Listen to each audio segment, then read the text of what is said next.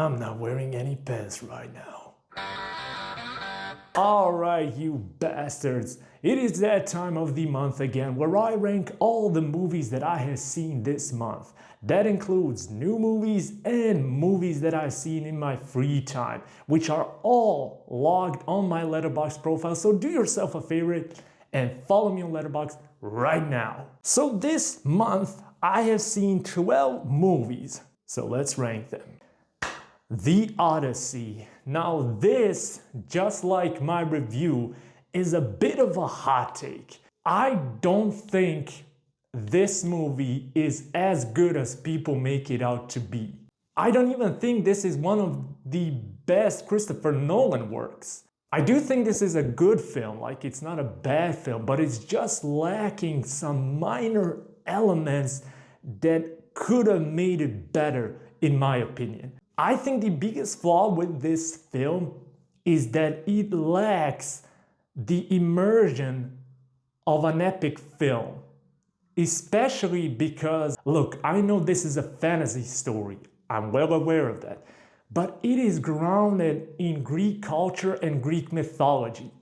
And the movie just skips both of that.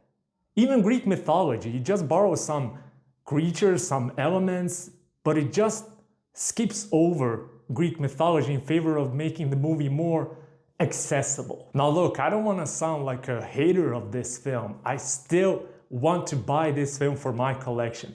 I just don't think this is the juicy movie of the month. Unfortunately for me, it goes to solid.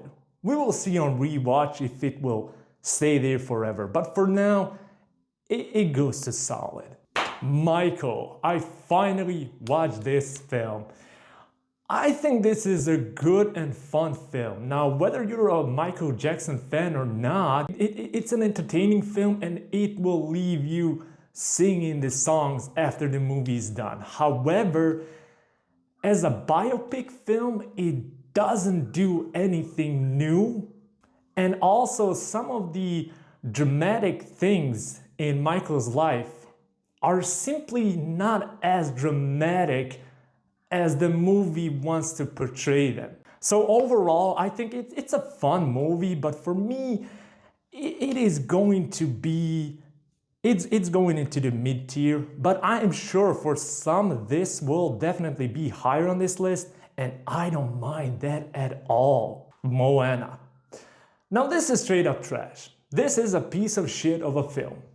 Now look, in all honesty, the biggest flaw of this film is not that it is bad. Like, this is not as bad of a film as people make it out to be. But it is just unnecessary. There is nothing new that this movie brings, and even the elements that are good in it are way better in the animated version. So who in the hell would decide to watch this over the animated version? Fuck if I know. Next one, Spider-Man Brand New Day. I did a review a couple of days ago, so if you want more detailed thoughts, go and watch the review. But there's a lot to love in this film, but there are also some minor things that do get on my nerves in this film. I am one of the few people who think that all the dramatic moments in this film, the soapy depression, didn't work all that well in this film. It was very much needed in the MCU, but I think it should have been done better. But overall, I do think this is one of the best Spider-Man movies of all time. And with all that being said, this deserves to go to the juicy tier of this month. Well, previous month technically.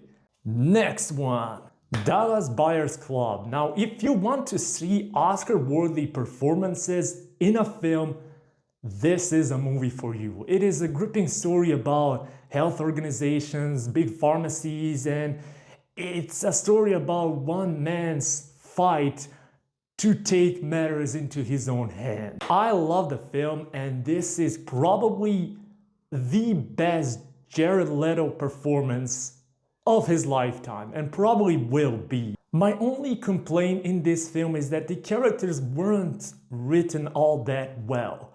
I think the characters were just not all that likable. But with all that being said, overall, this is a good watch. I definitely recommend this film, and it goes into the solid tier. The Machinist. This is such an underrated film, and I don't know why more people are not talking about this film. Now, it's not the most unique premise. In fact, I think some parts are a bit clumsy and predictable, but it's such a good psychological thriller, and it will definitely stay with me for quite some time. So this is definitely a movie you should watch. Like, watch this movie next if you have a watch list. This is definitely going into a solid tier. Eddie the Eagle. I saw one random YouTuber recommend this film, and I put it on my watch list, and I finally watched it. And it's such a simplistic story and really inspirational. Like, it opens your eyes to see that winning doesn't equal success, and sometimes giving your best, doing it against all odds, is just it's enough, and you should be proud of yourself. So in that weird way, it's inspirational. This is definitely a great film, but it is a bit sloppy. Hugh Jackman, it definitely felt like he didn't want to be in this film. But Taron Egerton was definitely good in the film. Overall, it's a mid-tier in my opinion, but still, pretty decent film. Moving on, Obsession.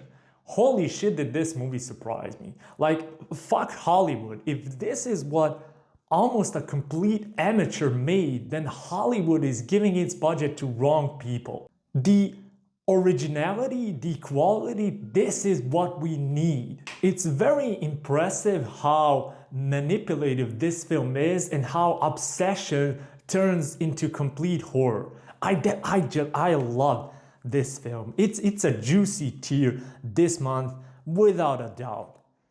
King of Comedy. Now this is a must watch from Martin Scorsese. This is actually an obsession story too, and in its own way, and it is a film that inspired Joker. Now, to be quite honest, this is not an easy watch. Like, the movie, it's not disturbing, it's not boring, but it just lacks a more thrilling momentum.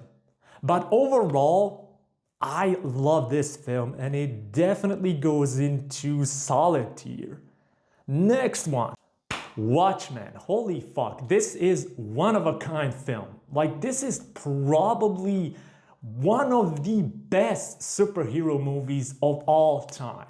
And look, you can say about Snyder whatever you want, but the man can direct action scenes like no other. I did not expect this film to be as deep as it was, and it definitely felt like an epic. Like, this was my first time watching this film, and I was thoroughly impressed. This is a must watch, and it's a juicy movie of the month.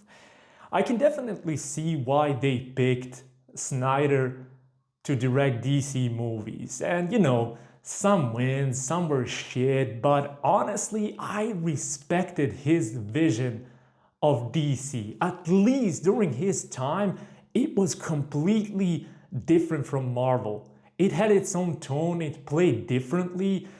But right now, with James Gunn, and even though I'm not a hater of James Gunn, in fact, I defended James Gunn for quite some time, but it's just messy as fuck right now, and I honestly don't know what they're doing, and it might be a good idea to reboot DC again.